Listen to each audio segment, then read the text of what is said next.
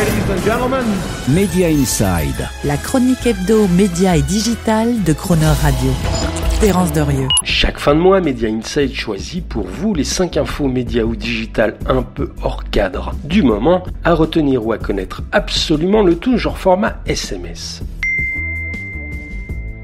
OpenAI produit son premier film. Il devrait être présenté au Festival de Cannes en 2026 et s'appellera Critters, un film d'animation à $30 millions seulement, par rapport aux centaines de millions d'un budget habituel, avec un délai de production ultra raccourci de 9 mois, contre 2 à 4 ans en général pour ce type de production.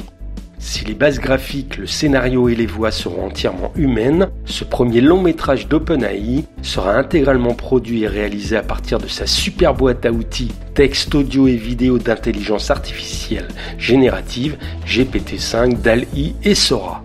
Une belle concurrence en perspective pour les productions animées ultra léchées des grands studios traditionnels d'animation Pixar, Disney et autres DreamWorks. YouTube plus gros que Disney. C'est le résultat d'une étude KPMG sur les dépenses totales estimées 2024 en contenu des grands acteurs mondiaux du divertissement. YouTube aurait ainsi dépensé $32 milliards, un chiffre quasiment multiplié par 3 depuis 2020. Mais surtout, et de façon un peu contre-intuitive, on apprend que ces 32 milliards de dépenses en contenu de YouTube explosent désormais largement les $28 milliards dépensés en 2024 par Disney, sans parler des 17 milliards seulement dépensés par Netflix. YouTube qui devrait aussi dépasser cette année, selon les analystes de MoffettNathanson, les $60 milliards de revenus de Disney, d'autant que la plateforme vidéo a déjà atteint les $50 milliards de chiffre d'affaires en publicité et abonnement au cours des 4 derniers trimestres clos en septembre 2024. Pour la presse, l'avenir, c'est toujours pas l'info. On savait déjà que c'était les apps de recettes de cuisine, les jeux de puzzles, les actualités sportives spécifiques à certaines équipes de foot ou les recommandations d'achat sélectionnées qui sauvaient le business des abonnements payants aux infos du New York Times. Eh bien, c'est aussi vrai avec la presse française, comme l'a confirmé le patron de Ouest France au magazine Stratégie, en expliquant qu'un simple couplage digital entre le journal et une offre 100% jeu avait suffi à générer pas moins de 35 000 abonnés. Et oui, il y a bien une vie pour la presse après l'info. Et pour les journalistes du monde, l'avenir c'est OpenAI. 25%. C'est selon le site Nieman Lab de la principale institution de journalisme de l'université Harvard, le pourcentage au demeurant déplafonné que le journal Le Monde a accepté de reverser aux journalistes sur les revenus issus des deals de licence qu'il a conclus avec OpenAI et Perplexity.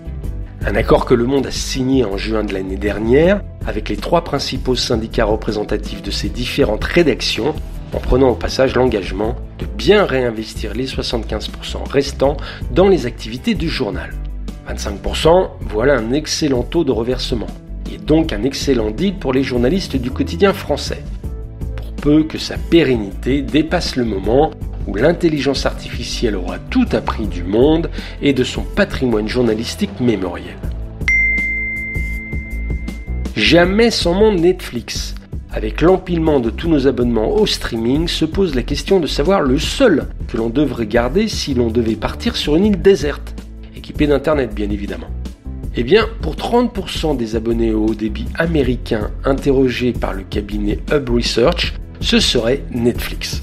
À noter que pour un autre tiers des sondés, c'est plutôt YouTube qui apparaît comme le service incontournable auquel on ne saurait renoncer.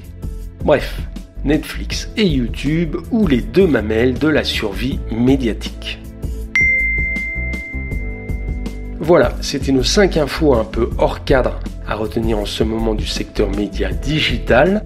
On se retrouvera pour le même exercice le mois prochain, si vous le voulez bien. Media Inside. Terence Derieux, tous les mercredis à 7h45 et 19h45 et à tout moment en podcast. Cronerradio.fr